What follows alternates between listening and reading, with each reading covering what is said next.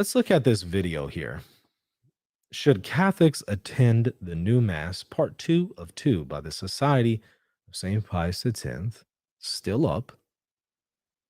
It notes in itself, the new rite of the Mass constitutes a danger to souls.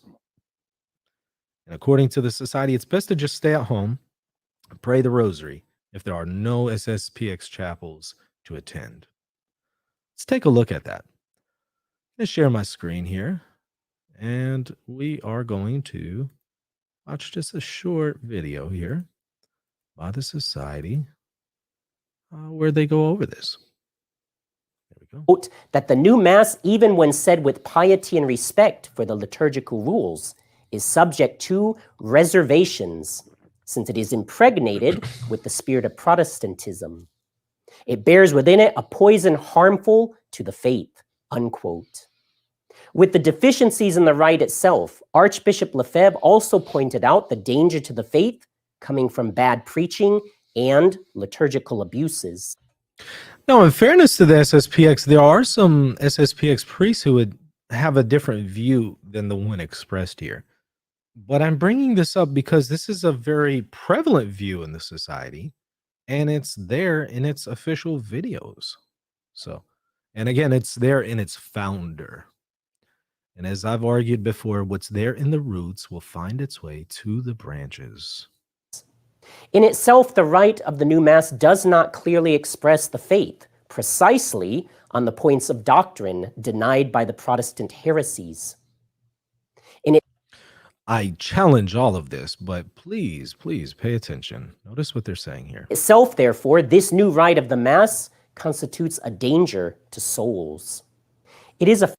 And again, this claim that the new rite is a danger to souls is, as I've argued elsewhere, and as, for example, Monsignor Van Noort would demonstrate in his work, that is an error in theology.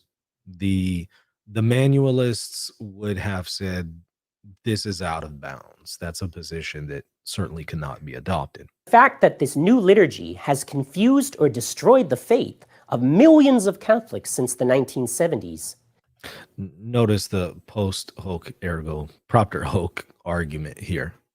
They're claiming that it's the new Mass that has caused all of this, which, again, I challenge that. To the point that most churchgoers today have an erroneous understanding of the Catholic doctrine of the Mass and sometimes do not even believe in the real presence. I kind of wonder in the pre-conciliar era how many people had a proper understanding of the Mass then. How many, your average Catholic, were they doctrinally orthodox? What about their Christology? Do you think that they were doctrinally orthodox in their Christology? If we ask them, okay, does Jesus have two wills, one will, two natures, one nature, two persons, one person? If we grilled them in Christology, you think that they would have done well? What about today in the church? I don't know if they would do any better today, but what about in the pre-conciliar era? I doubt very seriously they would have done very well in a Christology test. So, all right, let's move on. The church cannot ask her members to endanger their faith. This is the reason why Catholics are not obliged to attend the new Mass to fulfill the Sunday precept. So the argument is it's a danger to your faith to go to the new Mass. In fact, for those who have knowledge of its inherent problems, the new Mass is to be completely avoided, as they understand that it is also an offense to God. It's an offense to God. Now, here's what concerns me. There's a lot of Novus Ordo priests out there that see no problem with the Society. All right. Father, how do you feel about being told that your liturgy is an offense to God? It's going to get worse when we look at their view of the sacrament of confession, but Father, your liturgy is an offense to God, according to at least this video of the Society. I think that that's a reason for concern. I know that there's some people who just think, well, there's really no problem here. The 4 excommunications have been lifted. There's more to it than that.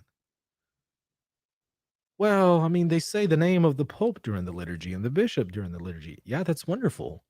They're also not obedient to the Pope and the bishop in some circumstances, and they're operating without a canonical mission. And do they have the blessing of their bishop, of the local bishop? That's a question that needs to be asked. When a traditional Mass is not available, or when the faith is endangered by the preaching or opinions of the priest, one is dispensed from attending Mass on a Sunday or holy day. In such That's interesting. We recently saw a sedevacanist who effectively argued a very similar position, and his position effectively leads to the conclusion that in the vast majority of places you really can't go to the liturgy or receive the sacraments. cases, the Church recommends the faithful to sanctify Sunday by dedicating a time for prayer, alone or in the family. One could read the Mass of the day, pray the rosary, and make a spiritual communion. If a duty of charity obliges one to attend a new Mass, for example, a wedding or a funeral, the attendance should be passive. So you really should avoid the Novus Ordo if you're required to go for wedding or a funeral. It needs to be passive. You don't need to actually participate. What are they saying here? That you can't actively participate in this liturgy. Part of this is because in the preconciliar era, there was a period of time. This was not always the position, but there was a period of time in the last few hundred years that any kind of active participation in a non-Catholic liturgy was considered illicit, and in the vast majority of cases would have been considered also sinful. So notice what's being implied here. If you have any kind of active participation in the Novus Ordo, it's wrong. That's going to imply this is a non-Catholic liturgy. Passive attendance consists in being present without participating. It is legitimate to do so occasionally if there is no danger of scandal. One could pray the rosary during the ceremony, for example.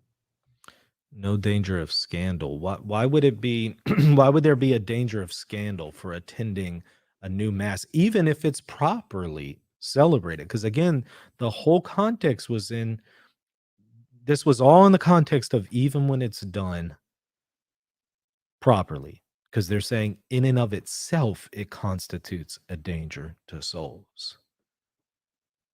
Again, I know there's a lot of priests that don't really realize that there's problems with the society. And I just kind of wonder what they think about that. That according to the society, a person can actually actively participate in their liturgy that's a danger to souls, that's offensive to God. Again, that's, I think, a reason for concern. Oh wait, before you go, I would really appreciate it if you would consider supporting this channel.